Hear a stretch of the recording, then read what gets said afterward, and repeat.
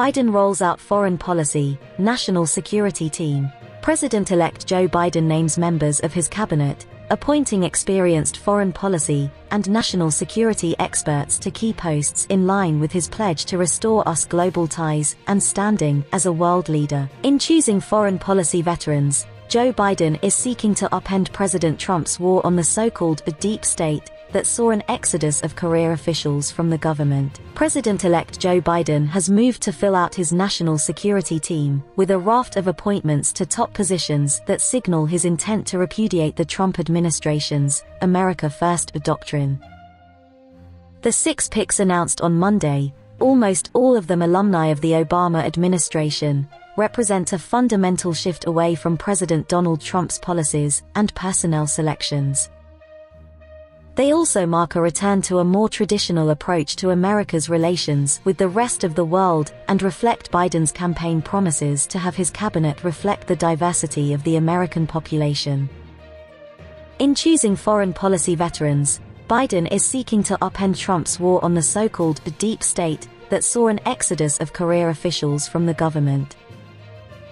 He will nominate his longtime advisor Antony Blinken to be Secretary of State, lawyer Alejandro Mayorkas to be Homeland Security Secretary, Linda Thomas-Greenfield to be Ambassador to the United Nations, Jake Sullivan to be his National Security Advisor, Avril Haines to be Sullivan's deputy, and former Secretary of State John Kerry to be his climate change envoy.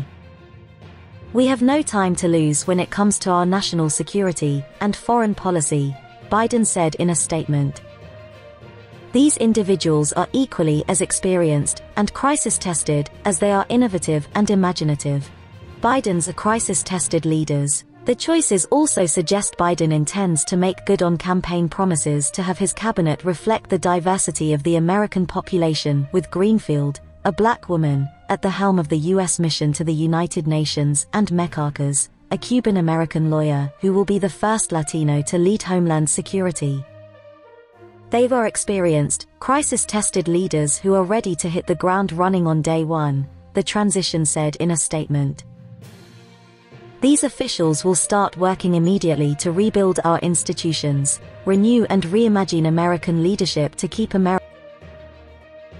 Americans safe at home and abroad, and address the defining challenges of our time, from infectious disease to terrorism, nuclear proliferation, cyber threats, and climate change.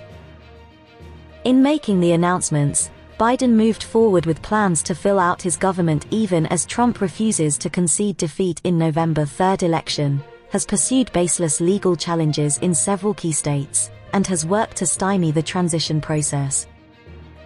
The stakes of a smooth transition are especially high this year, because Biden will take office amid the worst pandemic in more than a century, which will likely require a full government response to contain.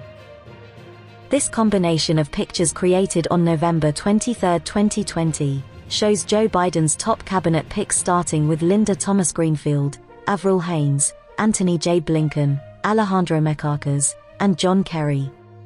AFP. Kerry as climate crisis envoy.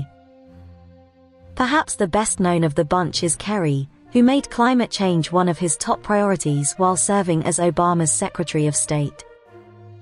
America will soon have a government that treats the climate crisis as the urgent national security threat it is, Kerry said. "I'm proud to partner with the President-elect, our allies, and the young leaders of the climate movement to take on this crisis as the President's climate envoy." Sullivan, who at 43 will be one of the youngest national security advisors in history, was a top aide to former Secretary of State Hillary Clinton before becoming then Vice President Biden's national security advisor. He said the president-elect had taught me what it takes to safeguard our national security at the highest levels of our government. Now, he has asked me to serve as his national security advisor, Sullivan said. "In service, I will do everything in my power to keep our country safe." The posts to be held by Kerry, Sullivan, and Haines do not require Senate confirmation.